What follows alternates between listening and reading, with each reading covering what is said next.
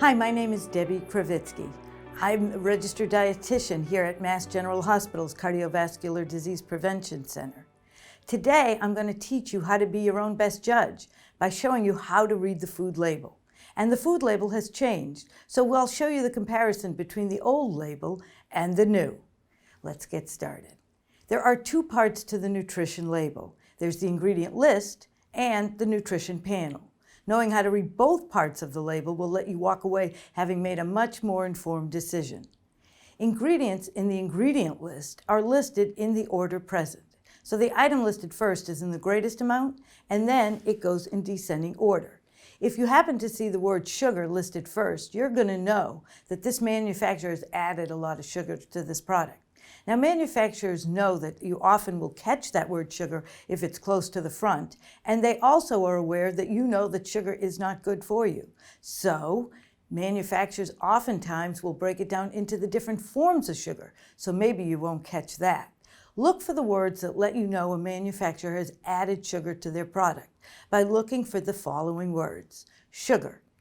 Doesn't matter if it's white, brown, raw, organic, turbinado, sugar is sugar. Honey is liquid sugar. Molasses is also liquid sugar. Almost any kind of syrup. Cane syrup, corn syrup, high fructose corn syrup, maple syrup, they're all words that let you know that they've added sugar. Fruit juice concentrate behaves like sugar. It would also be a great opportunity for you to apply your knowledge of nutrition as we include these foods that have had their fiber removed, therefore will behave sort of like sugar, including rice. So if the first ingredient on a cereal or a box of crackers is rice, do you think it's white rice or brown rice? If you said white rice, you're absolutely right. If it's brown rice, they'd be happy to tell you that. So if it's rice, it's going to behave like sugar. So no matter how much sugar is listed on the panel, you need to factor in that there's actually going to be a little bit more because it's going to behave like sugar. Ingredients on the nutrition panel, you'll see black heavy bars. In between the bars are foods, things you're going to watch, things like fat, salt, sugar. Below the heavy bars are items that we don't get enough of. Here's your first change to the nutrition label. Currently, it's vitamins A, C, calcium, and iron. In the new label, vitamins A and C are going by the wayside. Why? Because they're not relevant. If we truly had deficiencies in these, we would see things like scurvy for vitamin C. We don't, and we don't see deficiencies in vitamin A, so they will be going by the wayside. Coming in to replace them, it's kind of interesting. One is vitamin D. The reason why I find it interesting is while it's true there are many of us, almost all of us actually are deficient in vitamin D, the best way to get vitamin D is outside in the sun. But if you're living in Boston, like I am, then we're too far from the equator come mid-October to mid-April. So you could stand outside all day and you're just going to not make a lick. For you, you need a vitamin D supplement, vitamin D3. It's understood, well recognized, that the RDA, or the recommended dietary allowance for vitamin D, is very outdated. It is recommended that you include 1,000 international units of vitamin D. But while vitamin D is a fat-soluble vitamin, meaning it gets sequestered in your fat, you can take too much. So I encourage you to get your vitamin D level assessed, and then you'll see how you respond to supplementation. To give you an example of why I think supplements are the way to go here and that it's too hard to get it from food, when almost every dietitian, including myself, would always say get it from food, it's a much better way versus a supplement. If I'm telling you that 1,000 international units is the recommended dietary for the daily dose, 1 glass of milk will give you 100 international units. So that's a lot of milk to get you to the 1,000. It's just too hard to get it from food. That's why I think it'd be better served if you took the vitamin D in the form of a supplement. And if you're living like I am in Boston, after it gets mid-April, then you can go outside and make enough vitamin D outside in the sun. The other nutrient coming in to replace vitamin A is potassium. This is a great addition to the food label. Sodium constricts blood vessels. It will make your heart have to work that much harder. It will increase your blood pressure and increase your risk of stroke. Potassium, it will do the exact opposite. Potassium relaxes those blood vessels. So to show you how to lower your blood vessels, to lower your blood pressure, as thereby reducing your stroke risk, we'll show you which foods will provide you with potassium. Great addition to the label. If there's room on a product, there will be a stamp. It's called a footnote. It says, if you're on 2,000 or 2,500 calories, don't have more than this of cholesterol, saturated fat, and so on. Now, it's just a stamp. It has no bearing to the food to which it's attached. So it will be the same stamp on whole wheat bread as it would be on ice cream. And if there's no room on a product, such as gum or mints, it's not required to be there. Let's start at the top of the nutrition panel. It starts at the top with serving size. The serving size is a standard unit of measure. So it's not a pinch, a smidge, a wedge, it's a weight. And I want you to make sure that you all have measuring cups and spoons, because we're terrible. It doesn't even matter how well educated you are. We're horrible at judging portion sizes. And it makes a big difference. If you think you're having a half a cup, but you're actually having 1.5 cups, it makes a big difference for the calories and everything all the way down the line that you're having. So you may not be getting to your goals because you're not having an accurate assessment of how much you're actually eating. So weigh and measure your foods. When you take a look at the serving size listed on the panel, ask yourself, what is this manufacturer telling me a serving size is, and what's a serving size for me? So if, for example, the panel says it's a half a cup is a serving, but you know gosh darn well whenever you eat whatever it is, you eat a cup, then you need to double calories, everybody, all the way down the line. And when you're going to compare two products, say two cereals, for example, you need to do so with a level playing field by including like units of measure. So if it's a half a cup of one, it's with a half a cup of another.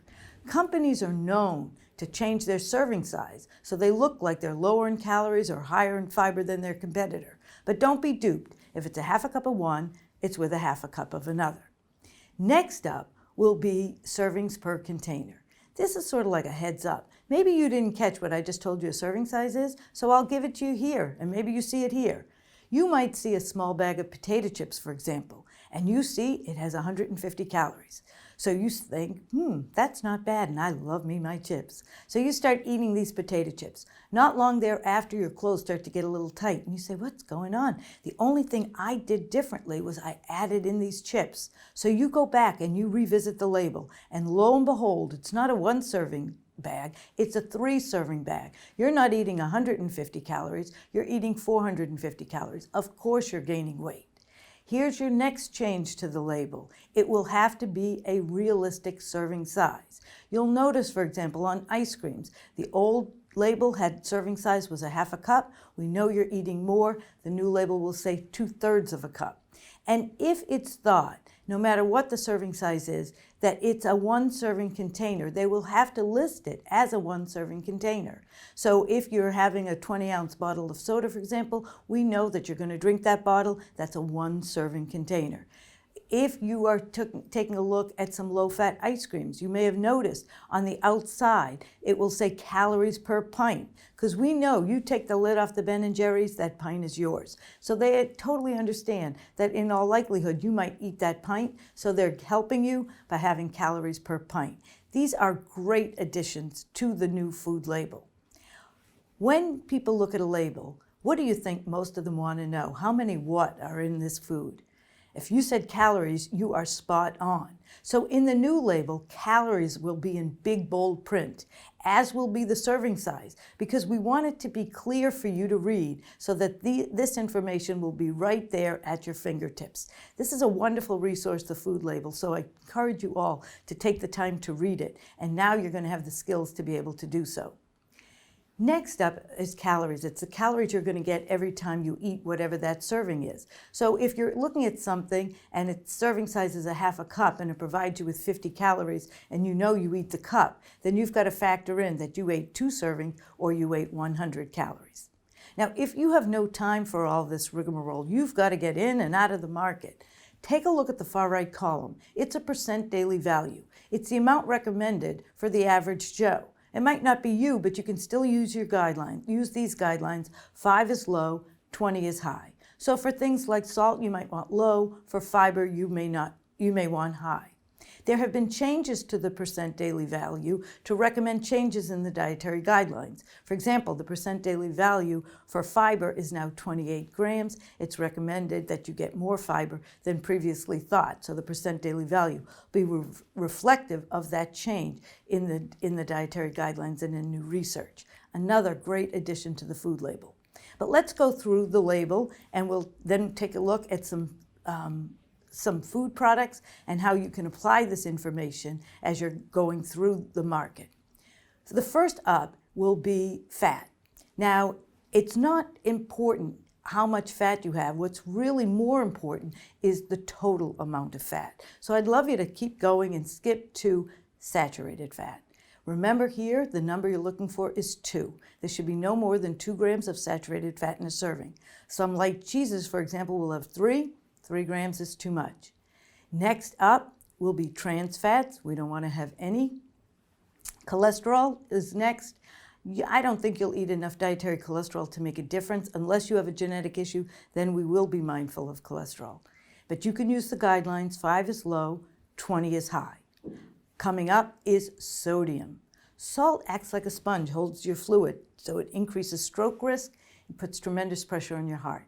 To show you, 140 is low sodium, but you'll even know a food is high in sodium without a label by the acronym SKIP, with a C instead of a K. So it's S, C, I, and P. The S is for smoked, the C is for cured, the I is for instant, and the P is for processed. So for S, smoked, turkey's great, but smoked turkey is not. Salmon is amazing, but smoked salmon or lox is just too high in salt. Almonds, but not smoked almonds. It would be C is for cured. Pickles, except for bread and butter pickles, which are fine. It would be black olives are fine, but green olives are soaked in a brine, so green olives are too high in salt. Don't confuse black olives with Kalamata olives. They look almost identical, but Kalamata olives are high in salt. No Asian food, no soy sauce, even low sodium soy sauce is too high. The I is for instant rice mixes. It's in the flavor packet where that salt is. Boil and bag brown rice would be great, but a pilaf is not so good. Instant mashed potato, instant pasta mixes all tend to be high in salt. The P is for processed. TV dinners, boil and bag meals, lean cuisines, canned soups, canned vegetables. Take a look. Your mantra always is read it before you eat it. We're looking at the label. Now 140 is low sodium by definition, but your need for salt is a U-shaped curve, which means too little is no good, too much is no good. If you see something 140 to 200 milligrams in a serving, I think you'll be totally fine. I'm a visual learner, as you can tell by these products behind me that we're going to look at in just a minute. I have to see it in order to get it. So to tell you to stay 140 to 200 in a serving, I'm not sure if that has any visual for you. For me, it certainly does not. But teaspoons I can see. A level teaspoon is about 2,200 milligrams, and if you don't have hypertension, you can stay there. That's all you need for the day. But those with heart disease stay at 1,500, and hypertension, we stay at 1,500 milligrams. It's a little under 3/4 of a teaspoon of salt. That's all you need for the day. So now you have a visual, and where do you see how much salt is in some of these foods? It's just amazing. To get back to the label, after sodium is carbohydrates. They consist of sugars and starches. Sugars are listed first, fiber is listed first, 5 for fiber. 5 grams is high fiber for bread, cereals, crackers, and so on. But if you're looking at a box of Cheerios, for example, and it tells you that there's 3 grams of fiber, that's still moderately high. 3 to 5 is a good source of fiber.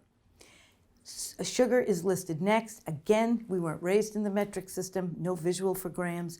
If you take the grams of sugar listed on the panel and you divide by 4, now you will see how many teaspoons of sugar there are in a serving, and you can now make a decision as to whether or not that's a good choice for you or not. So if there's 16 grams of sugar listed on the panel, you divide by 4, there's 4 teaspoons of sugar in this product, in that serving size.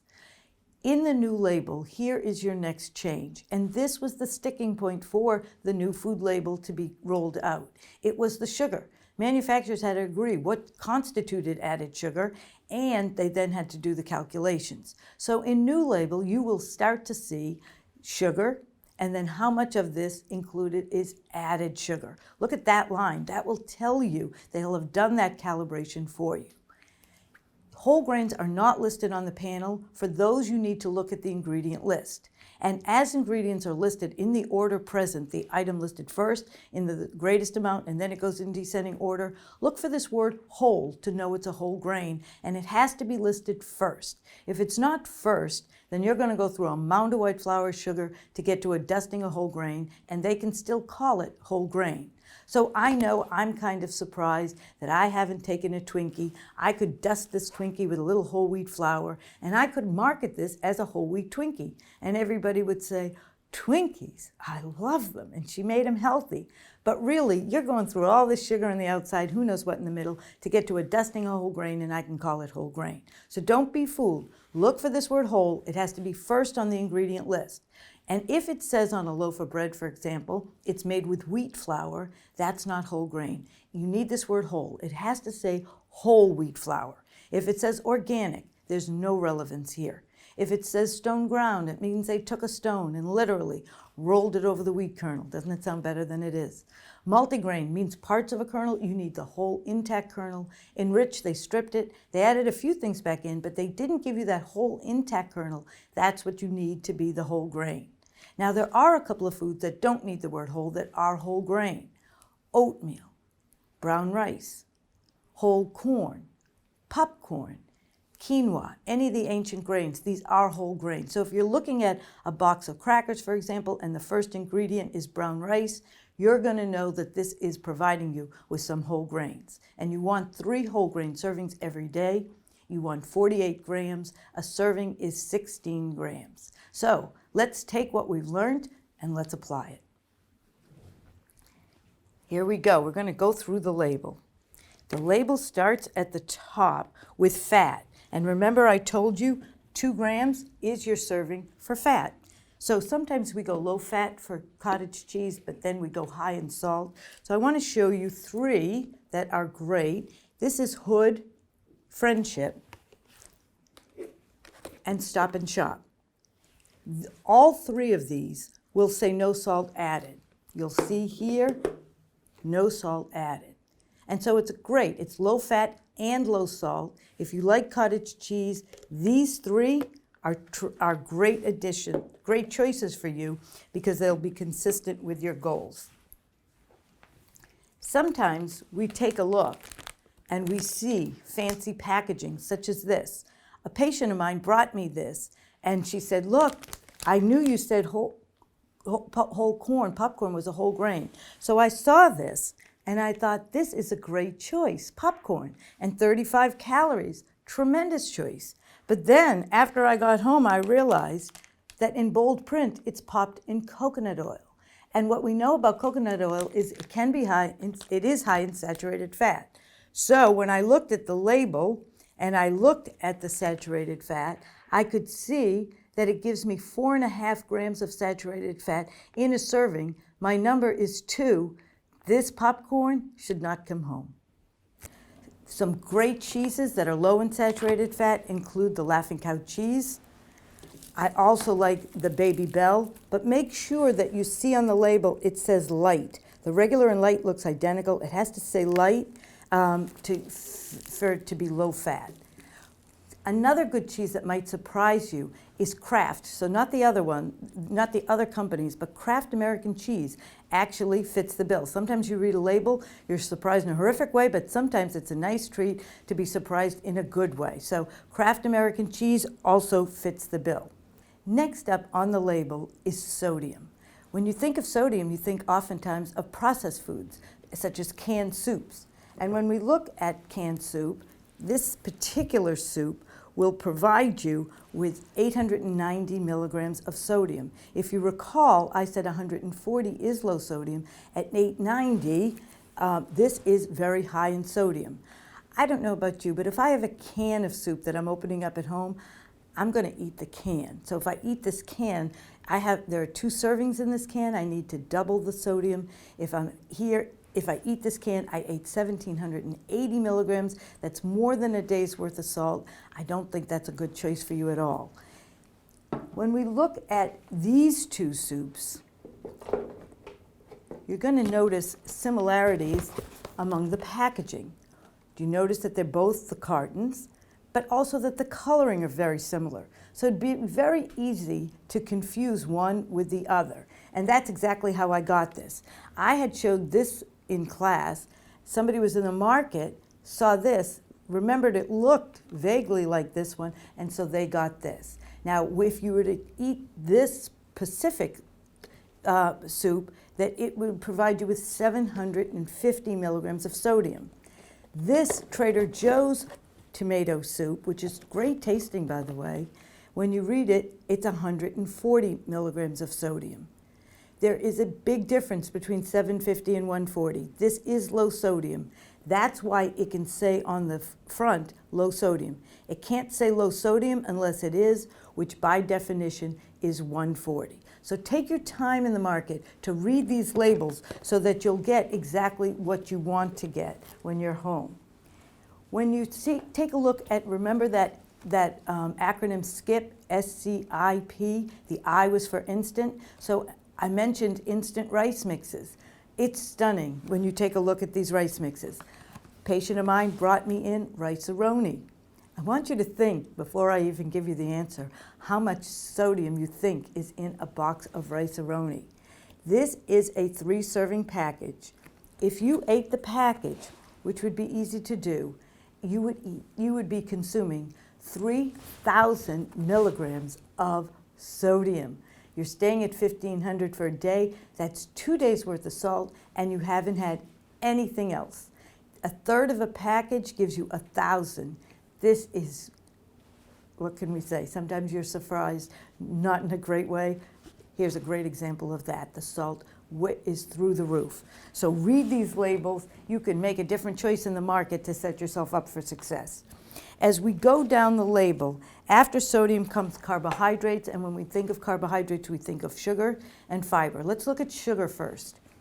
People often ask me, I'm eating healthy cereal because I'm having Raisin Bran. Well, let's take a look, because your mantra is read it before you eat it. When we look at Raisin Bran, we take a look at the sugar, and we can see in this sugar that it is 18 grams. If we divide by 4, 4 divided by 18 is about 4.5. So 4.5 teaspoons of sugar when you eat this. Now, how are you going to know if it's coming from the raisins or if they've added sugar? In the old label, you're going to have to look, and you're going to see that in this, you're going to see after the raisins, you're going to see sugar, then you're going to see brown sugar syrup. When you see sugar listed multiple times, you're going to know that this manufacturer has added sugar. So this is not, for me, a great choice for you. In the same thing will go with yogurts and with milk. How are you going to know if it's added sugar, or in the case of dairy, if it's lactose, the natural sugar that comes along with protein to slow its absorption, so not a problem. In the new label, that's the new label, that they will have done that determination for you. So in the old label, you're going to have to look at the ingredient list for those words that let you know that they've added sugar. So it's important to read the label. I love Nantucket. So to name a company Nantucket Nectar, and in fairness, they are based in Nantucket, it is a great, it conjures up beautiful images of the beach for me and a wonderful vacation time. But let's take a look at Nantucket Nectar's label. When you take a look at this and you look at the sugar, and it's a 1-serving bottle, there are 58 grams of sugar in this bottle, which means if you divide by 4, it's about 16 teaspoons. If I filled this bottle with 16 teaspoons and said, go ahead, have some, you'd look at me like I had lost it. But that's what you're going to get if you drink Nantucket Nectar, if you drink this juice. So be mindful of the sugar in the food. Look at what's in with your products by reading the label. When we look to fiber and whole grains, my gold star for cereal is shredded wheat by Post. But all the shredded wheat are great because there's no added sugar. When you read the label, you're going to see there's no added sugar. It's high in fiber and provides you with a great source of whole grain. If a company has something to brag, they will. They'll pay the Wheat Council for this label. This is the Whole Wheat Council label.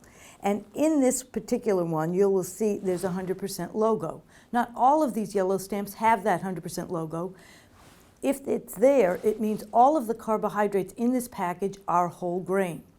They'll also put a number in that stamp. Now in this one, it says 55 grams. 16 are a serving. You want 3 servings, you want 48 grams a day. This shredded wheat will give you all 3 servings of whole grain that you need for the day. You can exceed that, but that's what a great powerhouse for nutrition shredded wheat is. So it is my gold star for cold cereal. When we look at crackers, you can see, again, here is that whole wheat council stamp. This is just what you're looking for, and you'll look at the number, and that will tell you how many grams of whole grain you're going to get in a serving. If you're buying tortilla chips, remember I said whole corn is a whole grain. So when you look here, the ingredient listed first is whole corn flour. That's how you know this is a whole grain. And just to show you, to support that, there is that yellow stamp. It's just what we're looking for. So these are great tortilla chips by late July. When something is low in something and high in another, don't discount it, complement it. Just fill in the missing pieces. Now, even though I'm using these Rice Krispies, these brown Rice Krispies as an example, I must tell you that Kellogg's has discontinued production because it wasn't profitable. But it's a great example, so I'm going to use it in this video. These provide you with a lot of whole grain. You're going to see that it will be there we go. It's 31 grams of whole grain in a serving. You can see that by the whole wheat stamp. But when you scroll up to fiber, you're going to find that there's only 1 gram of fiber. So low in fiber, but tremendous for whole grain. When you look here, you're going to find, if I find my yellow stamp, I'm going to see, as you will, that this gives you 8 grams of whole grain. Not great for whole grain, half a serving, but tremendous for fiber at 10 grams. If I love this, keep it. Just make sure I complement it with more fiber. If I love this, keep it. Just make sure I complement it with more whole grain. So don't discount something, complement something. I must also add that if something is great, but then it's high in sodium, it does negate it. It does discount it. So you have to look at all the parts to the label, the fat, the salt, the sugar, the fiber, the whole grains. You need to look at all of them in entirety. And if one is off in terms of being excess, then the whole thing is not a great choice. When we look at dairy, people often ask me about the milk. The difference between skim milk, 1%, 2%, and whole, is the fat. And all that fat is saturated. So people often say to me, well, I use almond milk. If you're vegetarian, this is an option. But let me show you how they make almond milk. The way they make almond milk is they take almonds, they soak them in water. The residual liquid, it looks milky, so they call it almond milk. Has hardly any protein, 1 gram, in contrast to cow's milk, which will give you 8. So this is very different nutrient profile than cow's milk. It's not a substitute for cow's milk. The nutrients in cow's milk are cardioprotective. They boost immunity. They help with blood pressure and blood pressure management and weight management, as well as bone density. So they're not substitutes at all. Depending on who you are is which one you'll choose. If you're vegetarian, I encourage you to include some soy milk to get more protein. In terms of yogurts, they vary quite a bit. This is one of my favorites. Dannon has 3. This is Dannon Light and Fit Greek 80. I like the Greek yogurts because they have more protein. This is Greek 80, meaning 80 calories, no added sugar. It is sweetened with Splenda, and it is fat-free. Another by Dannon is their Oikos. Oikos is sweetened with stevia, and it is fat-free, so it is also a good choice. They also have Dannon Light and Fit Greek Zero, no artificial anything. Another good yogurt is the Greek yogurt Faye Zero. It's right here if you'd like to show you. The Fage Zero is a great choice. It is my gold standard for yogurt because it gives you the most protein and no artificial anything, and the zero is fat-free. Now don't get the little fruit side component in the Fage because that will be an addition of sugar. Add your own fruit if you'd like. If you're not familiar with Fage, it is rich, it's creamy, it tastes a lot like sour cream. So some people eat it plain because they like sour cream. Other people add Splenda and vanilla extract to make it sweet. Other people add berries and cream. Others even add garlic and chives and use it as a topping for a baked potato. Anywhere you would use sour cream, you could substitute equal amounts of Fage Zero, and you've now lowered your intake of saturated fat, reducing heart disease risk. The nutrition label is a wonderful resource for you. It will help you to make a decision as to whether or not the food is a good choice for you or not. Utilize the new label, take advantage of it, as the new label is much more user-friendly and provides you with updated information.